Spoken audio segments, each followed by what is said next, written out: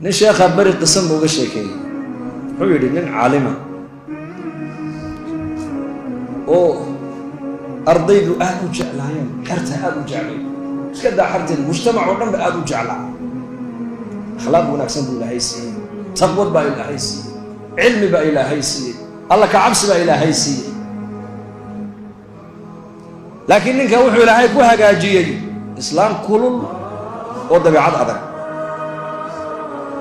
ومركو أنت ومجالنا سعدنا كبيه سينو قاتل الله ما أقول مسألة كنت كره إنه قاتل الله ما أقول أقل كمركو قالنا إسلام تكون شقيسة dari buu kare biyuhu dhaamin dabku shidi iyada dhanbu cuntada siisiin markaas ay oranaysaa magaalada sheekh bay ku haysataaye aniga agteeda shaydaan baa tahay ii khidmay bay oran hadalka keeni maayo uu khidmayno uu khidmaya una ma hadlo ma sheekayo awal aqalka gudihiisay ku dirdiran jirtay baa leeyay markii dambe waxay ku tiri anu hadee toolo waan daalay xaabada ii soo guro biyahana ceelka iga soo dhaamay ceelka ninka sheekhana waa ninka magaaladu kabihiisa inuu qaato uma ogolo jacaylo iyo ixtiraam ay u qabaan markaasuu yidhi ilaahow i astur ilaa haddii la ogaado sheekhiyo xaabo guraya oo biyihiina dhaaminaya dadka waxay odhanayaan war sheekha aqalka dhib baa ku haysatay inay kaarqabtadani waa maxay sheekha dirata waa la habaarka ku dhici taabuu markaa uga baqayaayo wuxuu yidhi ilaahow miskiinta adii xaaska aad iga dhigtay umul ciyaalka ilaahu waxay ugu hoojina maanta igu astur magaaladii buu ka baxay ardaydii buu muraad yar baan leeyahay iska hadhay buuro marka xaabadii buu soo guraya dhul cilmuu tagay xaabadii buu soo guray meel buu ku ururiyey biyihii buu dhaamiyey ilaahu aniga islaantaas ilaahu islaantaayo ummadda kale ilaali buu libaax socdo unbaa u yimid oo hor fadhiista la yidhi sheekhi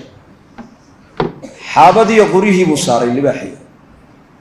biyihiina dhinaca kale ka soo saaray magaaladii buu la soo maray sheekhiyo libaax wata markaasaa la yidhi awalba inuu mu'min ilaahay ku xidhan oo karaamo le waan ogeyn inuu ahaaye maantayba karaamadiisii daahirtaa la yidhi albaabkii buu hor dhigay islaantii meel bay ka qaawisto libaax bay aragtay alaabta usoo sida ilaahu inuu soo gelin libaaxaas ilaahu libaaxa igu soo gelin dibadiibu markaa libaaxii joojistay halkii buu kaga dhaadhiciyay xaabadii biyihii libaaxii iska socday isagaa markaa xaabadii aqalka soo geliyey biyihii buu soo geliyey markaabay ku tidhi dameerka foosha xunne maanta soo rabteen ayaa kugu caawiyey ka tegi nabiga ku salliya ina kayda kunna cadiim ilaahay baa sheegay soo maa hadda way arkaysaa indhahayga ilaahay inuu u gargaaray ninkaas maca daalika haddana ma sadaqayso waxay ku leedahay war dameer fool xun baad wadata maanta xagga ka keentay oo iska aamusay markaa muddo yar kadib islaantii baa ka dhimatay sheekhii maadaama islaantii ka dhimatay iyadoo aanan la ogaan dhibta isaga ay ku hayso dadkii iyo magaaladii baa isku tegay waxaa la war sheekha gabadh wanaagsan oo akhlaaq wanaagsan oo xaaskiisii hore kaloo lamida waa in loo doondoonaa gabadh wanaagsan baa loo keenay oo sheekha qadarkiisa garanaysa daadna ma aragtaanay markaasa haye aqalkii baa loogu hooyey dee waxay tidhi way og tahay sheekhu inuu libaax soo raran jiray ma og tahay iyadna waxay leedahay sheekhu libaaxiyo wuxuu soo rari doonaa iyo ma aragtaanay libaaxii baa biyaha iyo xaabada kuu keeni doona dee markaaba tir sheekh xaabadii iyo biyihii way naga dhammaadeene markaasuu dhib male iska fadhi insha allah ilaahay baa noo keeni dooneen dhulkii buu tegay libaaxii ma iman de markaas isagii baa marka ay noqotay inuu xaabadiina soo guro biyihiina soo qaado markaasuu magaaladii la soo dhex maray waran inkaar qabtada sheekha aan u dhisnay ee sheekha raratay maxay ahayd oo sheekh libaaxiina may baa lagu yidhi wuxuu yidhi libaaxii islaantii hore iska lahayd nabiga ku salliya akhlaaqda allah hayna siiyay innaka yacni qisadaasi waxaan u soo qaatay haddii akhlaaq wanaagsan aad leedahay dadka ugu xaqle inay arkaan waa dadkee waa dadka guriga jooga caaisha radia allahu canha baa nabiga la weydiiyo lagu yidhi nabiga akhlaaqdiisa ka waran baa lagu yidhi aqalka markuu joogo siduu ahaa marada ka googo'day buu nabigu karkaran jiray tiri kabta ka go'dana isagaa gacantiisa ku tolani jiray neefkii sana isaga maalan jiray annakana aqalka dhexdeeda adeeg waxaan u baahanay buu noo qaban jiray tii laakiin salaadu hadday gaadhay tir Aisha nabigu salaadu uu soo bixi jiray beeytii ninkeeba maanta oranaya intuu xaaskiisa ku yiraahdo ya hablihiisa bal maanta nasta ana dharigaynii karana muu jira aniga maanta dhari karinta igu daaya ma dhici karto waxa banu aragnaaba ihaana inay tahayba inuu ninku reerkiisa u khidmeeyaa oo xaaskiisa u khidmeeyaa oo ubadkiisa u khidmeeyaa oo noqda nin adeegayo akhlaaq wanaagsan waxaan u aragnaaba nin doqon oo islaamku ay ka adag tahay buu yahay khuluq akhlaaqda nabigeena calayhi salaatu wasalaam qofkii ugu horeeyay ka markhaati kacay akhlaaq wanaagiisa oo ay ahayn xaasaskii rasuulkeena oo naxariis badnaa oo dhibrin badnaa marka qiyamka wanaagsan buu nabigu mujtamaca la dhexmaray mujtamaca reer Madiina wala firso inan dhalinyara ka kacay masjidka dhexdeeda gacantu taagay ya rasuulallah ana zinada halay fasaxa buu ma deyn karayay wallahi inna lillahi warbaha marka buu nabigu ii daayay soo dhaw hal walaalaha kula dhasheen wayla dhasheen gabdha walaalaha wayla dhasheen gabdhaha walaalaha ayaa kula dhashay in xumaanta lagu sameeyo ma ka raali tahay markaas uu may waan ku dul dhiman buu habar yar ma leedahay waan leeyahay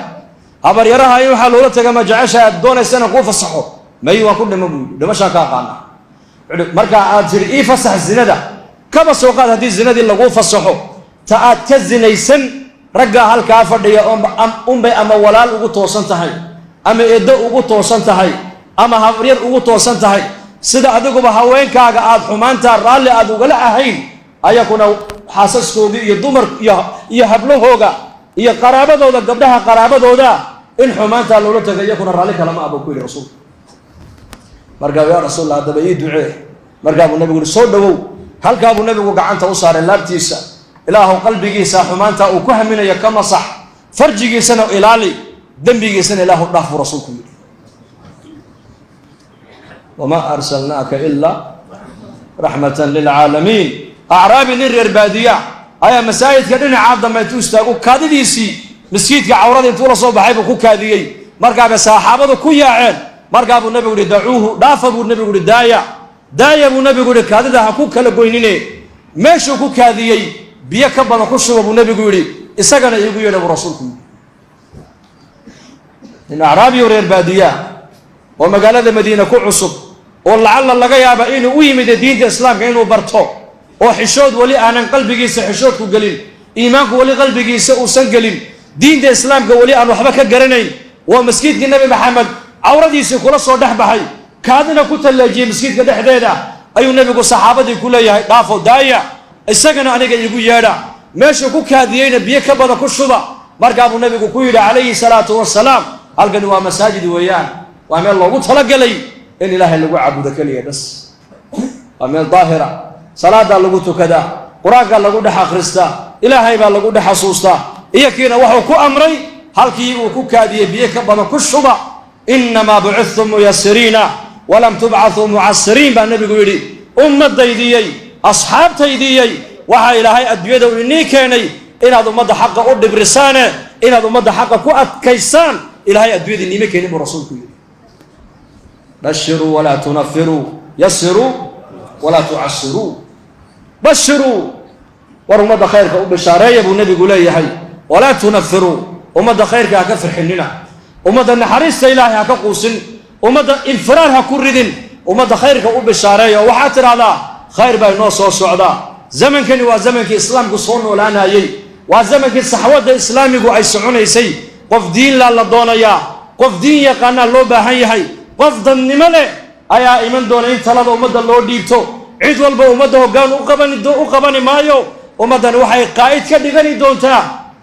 أمد إذا تقانو قيمة له وإلهي رسولك ستقانا بشاري أمد خيرك وبشاري وعادر هذا خير بين نوص والسعودة حنون كان لشيء ما إلهي بان هاي سنة دعاء إلهي نو أقبل يا صدقة بحينا إلهي نقاق هذا يا ضعفاء مساكين بان هاي إلهي نضيع مايو ومدى خيرك الله بشاريا ومدى وح كنحيا لو مشيك ومدى الرسول